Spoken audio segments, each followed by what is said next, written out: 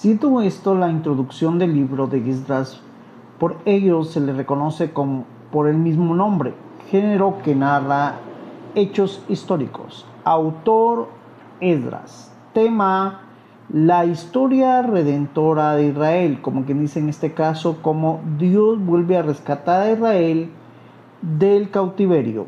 Es lo que entenderemos a través de este libro. Bueno, creo que el autor es bien claro. Es más, Esdras es conocido como un escriba, una persona que se dedicaba no solo al estudio, sino al escribir la palabra de Dios. Ahora, sobre el tema, la redención de Israel. Démonos cuenta de algo tan esencial que no podemos dejarlo pasar. Y es, para este tiempo, Israel vuelve a ser redimido, vuelve a ser rescatado, vuelve a ser comprado.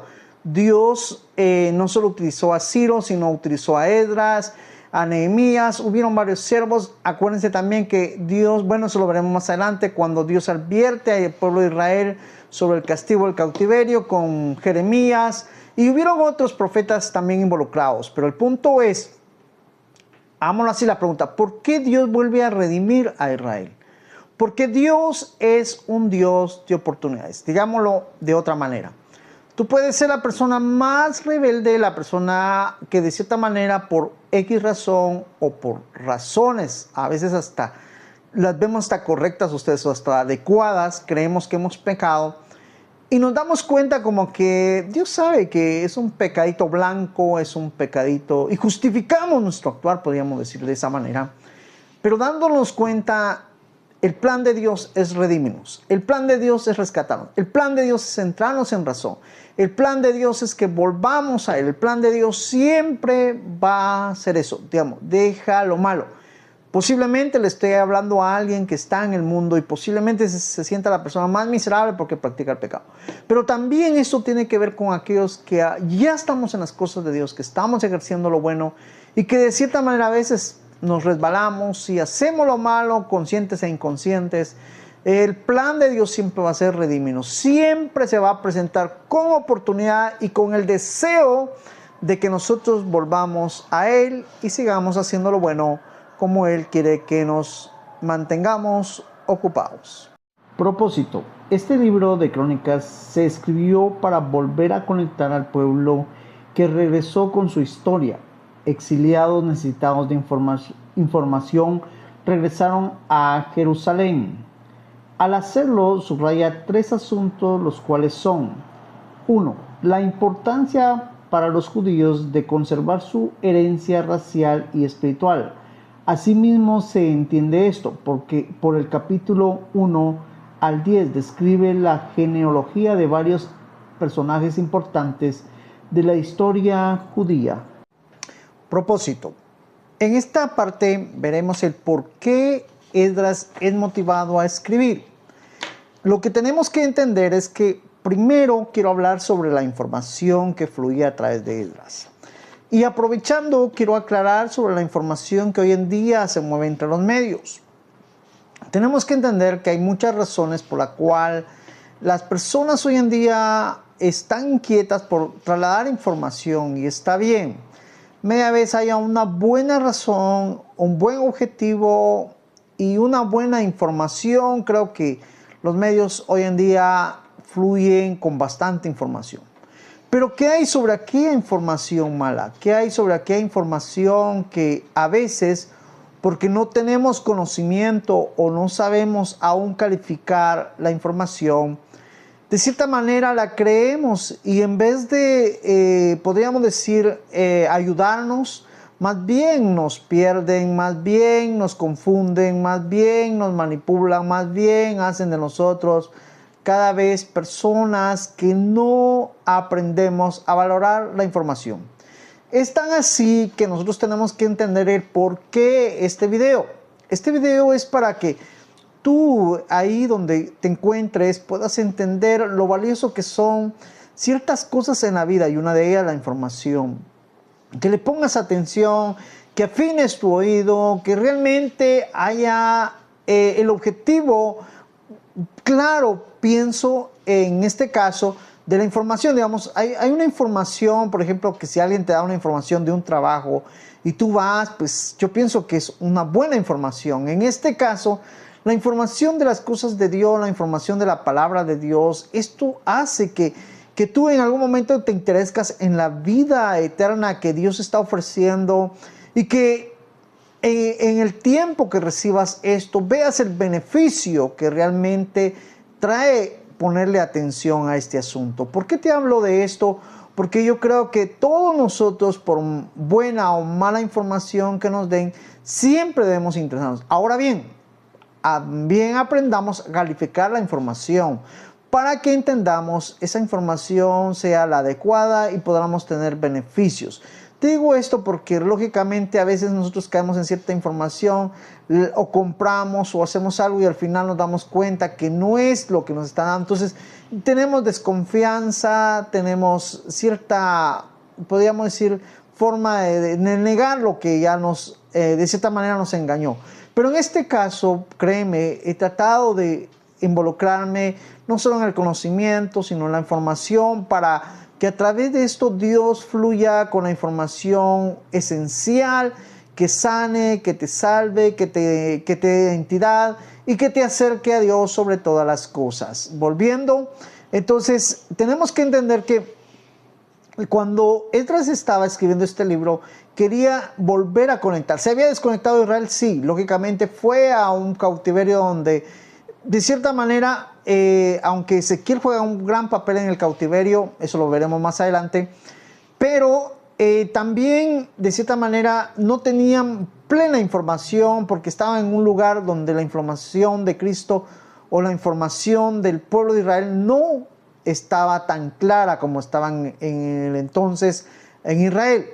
Pero ellos, basados en esto, Esdras empieza a dar esa información, a reconectar. Ese era el punto esencial de la información que él estaba dando. Y por eso Esdras subraya 3 puntos. Uno de ellos, el primero es podríamos decir, como que razonar o entender su herencia racial. Digamos, ellos dependían de una raza que era los judíos, cómo es que ellos surgieron. Eso era tan importante para ellos como lo es para nosotros. Por ejemplo, en mi caso, yo soy guatemalteco, entiendo que por qué es tan esencial entender sobre la tierra que Dios nos ha dado y cómo es que Dios ha permitido que yo naciera en esta tierra, y es tan esencial tener esa información. La otra información que ellos necesitaban era la espiritual, que yo creo que es la que realmente como que ubicaba mejor al pueblo, para que ellos tenían que entender de que es cierto, en el lugar que ellos estaban, había muchos dioses, habían muchas formas de adorar a Dios y muchas formas de que de cierta manera era un lugar politeísta.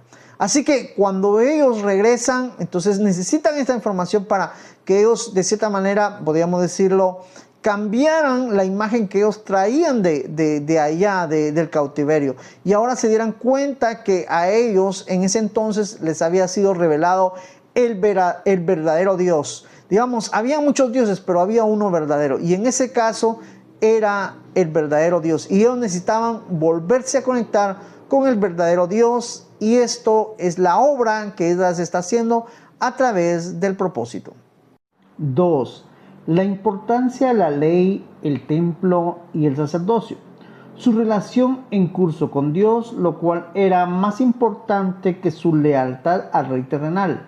Estos puntos se entienden a partir del capítulo 22 al 26. Bueno, en el segundo punto del propósito podemos entender que el por qué Esdras escribe este libro es por la importancia de la ley, ya que para ese tiempo es probable que la ley no fluyera de una manera normal, podríamos decir, como en el pasado, comparado lógicamente para ese tiempo. Entonces Esdras se da cuenta, empieza él a proclamar la ley, y era para que el pueblo entendiera la revelación de Dios desde un principio y el pueblo se mantuviera informado sobre lo que Dios había hecho tanto en el pasado como lo estaba haciendo en ese momento. El otro punto era el templo. Ese era el por qué el rey Ciro los había dejado libres para que él subieran de una manera, podríamos decir, buena y correcta, podríamos verlo así. ¿Por qué? Porque nadie les iba a impedir que ellos lo hicieran. Otra cosa era el sacerdocio, ya que al tener un templo tenían que delegar personas que se dedicaran no solo al estudio de la palabra, sino al servicio del templo, que un templo estuviera pues de una manera, prestara más bien un servicio de una manera adecuada, donde todos pues vieran cómo ese lugar se volvía como el lugar donde podían llevar adoración, alabanza y podrían reconectarse con el Señor.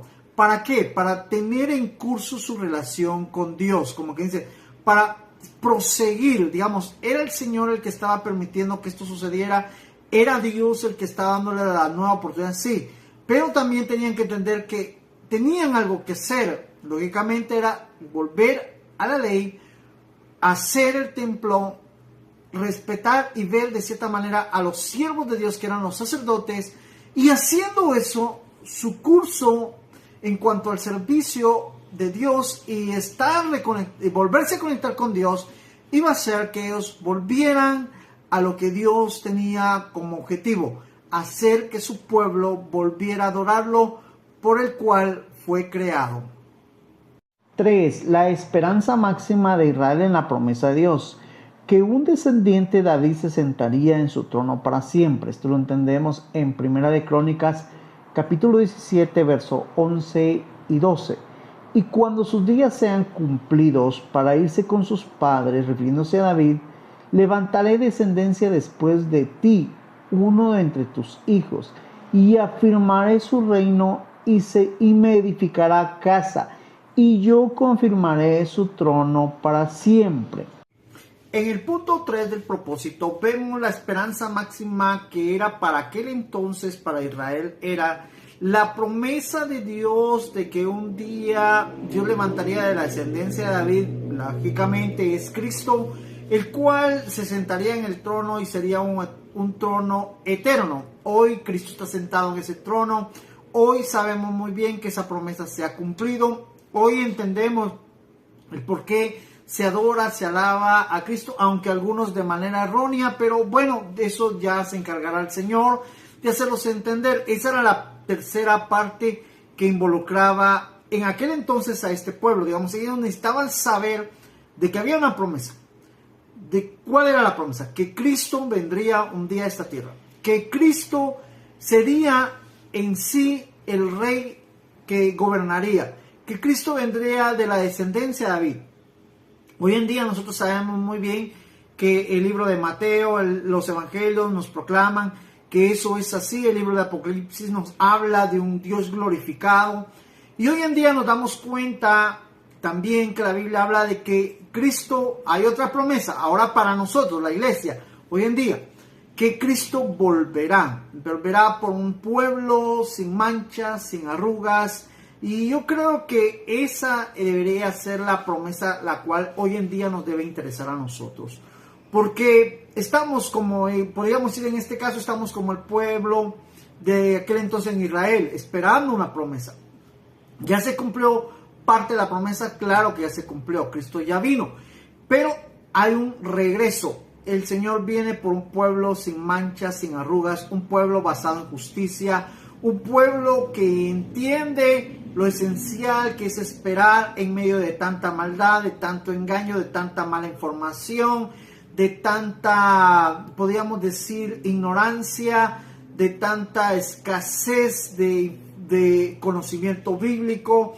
Un pueblo que de cierta manera no se avergüenza de su Dios, de cierta manera entiende por qué usamos las palmas cuando cantamos, por qué cantamos, por qué adoramos, por qué oramos, por qué estudiamos la Biblia. Digamos, un pueblo que está conectado con su Dios, que sabe que hay que hacer esto para alimentar el alma, alimentar la relación, alimentar el espíritu, convivir con Dios, porque cuando lo hacemos sentimos su presencia, sabemos que Dios de cierta manera está sanando nuestras heridas espirituales, está liberando nuestras ideas malas, nos está liberando de ciertas cosas que a veces, por más que nosotros luchemos, hay ciertas cosas que a veces quieren gobernar nuestras vidas, que tomemos malas decisiones, pero de igual manera, como nosotros nos vamos involucrando con Dios, todo eso se va alejando, todo eso se nos va quitando y todo eso hace que nosotros volvamos a conectarnos con Dios y nos mantengamos conectados para ese gran regreso, ese glorioso regreso que yo me acuerdo cuando estaba en el pecado me daba miedo cuando me decían que Cristo regresaba. Hoy en día ese miedo se fue, hoy me da alegría, se me dicen hoy va a venir Cristo, mañana va a venir Cristo. Yo me pongo contento, desapareció el miedo, pero era porque yo estaba en el pecado. Hoy ya no estoy en el pecado y Dios me ha devuelto ese miedo en alegría, en gozo y bueno, esperando acá la venida del Señor y espero que tú también un día puedes tener este gozo si no tienes a Cristo, si tienes miedo hoy en día porque alguien te está diciendo que Cristo viene, pero ese miedo se te puede quitar si tú recibes a Cristo y te vas a dar cuenta que vas a sentir el gozo que hoy en día yo siento y que quisiéramos que hoy, mañana viniera Cristo, pero lógicamente también entendemos que Cristo vendrá en el tiempo ya estipulado por Él y vendrá por nosotros.